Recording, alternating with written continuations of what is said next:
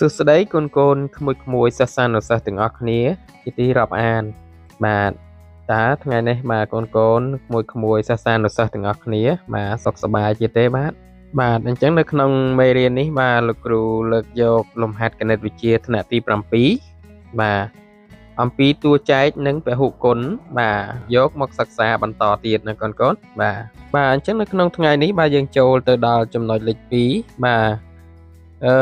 គេឲ្យយើងបាទចូលបំពេញលេខនៅក្នុងប្រអប់បាទនៃចំនួនរបស់យើងនេះបាទដើម្បីឲ្យក៏ចែកដាច់នឹង2ផងនិង5ផងបាទគេឲ្យយើងបំពេញក្នុងប្រអប់ហ្នឹងបាទតើយើងត្រូវបំពេញលេខប៉ុន្មានបាទដើម្បីឲ្យចំនួនរបស់យើងនេះចែកដាច់នឹង2ផងនិង5ផង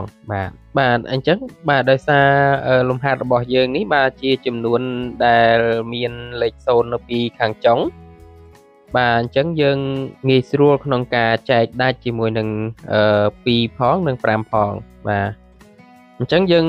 ក្នុងប្រអប់របស់យើងនេះបាទចាប់ពីលេខ0ដល់លេខ9បាទយើងបំពេញលេខមួយណាក៏យើងអាចចែកដាច់នឹង2ផងនិង5ផងដែរបាទ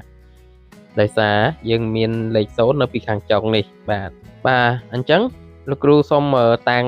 តម្លៃ x មួយមកបាទដោយសារអីយើងអាចជំនួសលេខបានច្រើននៅក្នុងប្រអប់ហ្នឹងចាប់ពី0រហូតដល់លេខ9បាទអញ្ចឹងលោកគ្រូសូមតាំងតម្លៃ x មកបាទដោយ x របស់យើងបាទគឺស្មើបាទពីលេខ0រហូតដល់លេខ9បាទអញ្ចឹងតម្លៃពី0ដល់9នេះបាទយើងអាចបំពេញនៅក្នុងប្រអប់នេះដើម្បីឲ្យវាចែកដាច់ជាមួយនឹង2ផងនិង5ផងដែរបាទអញ្ចឹងកូនទាំងអស់គ្នាយល់ដែរទេកូនលំហាត់ករបស់យើងនេះបាទលោកគ្រូសង្ឃឹមថាកូនបាទយល់ទាំងអស់គ្នាហើយណាបាទឥឡូវបាទលោកគ្រូសូមចូលទៅចំណុចខមួយទៀតបាទគេឲ្យយើងបំពេញនៅក្នុងប្រអប់នៃចំនួនរបស់យើងនឹងដែរបាទតើយើងបំពេញលេខប៉ុន្មានដើម្បីឲ្យចែកដាច់នឹង3ផងនិង9ផងបាទអញ្ចឹងបាទសំណួរខរបស់យើងនេះបាទខុសពីសំណួរករបស់យើងកូនបាទលំហាត់របស់យើងនេះបាទយើងត្រូវបំពេញ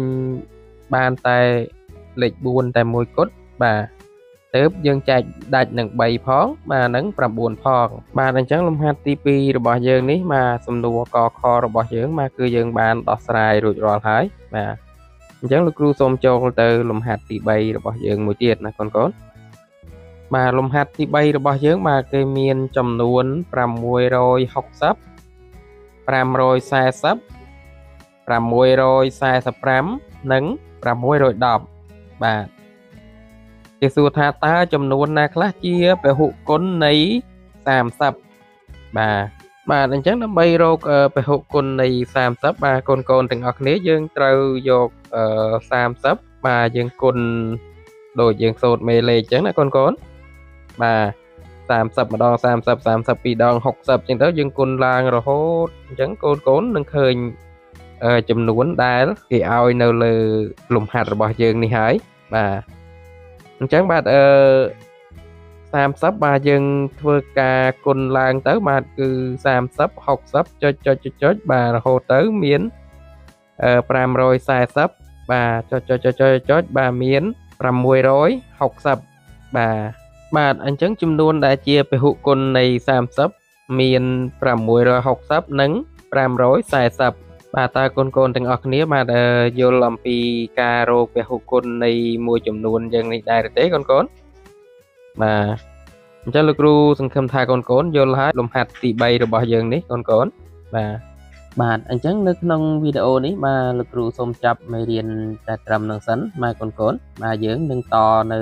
មេរៀននៅវីដេអូក្រោយទៀតណាកូនបាទអញ្ចឹងកូនទាំងអស់គ្នាបាទខិតខំរៀនសូត្របន្ថែមទៀតបាទគ្រូសូមអរគុណសម្រាប់ការចូលរួមសិក្សារបស់កូនទាំងអស់គ្នាបាទជូនពរកូនទាំងអស់គ្នាបាទសុខភាពល្អបាទបញ្ញាឆ្លាតវៃបាទលោកគ្រូសូមអរគុណសូមជម្រាបលា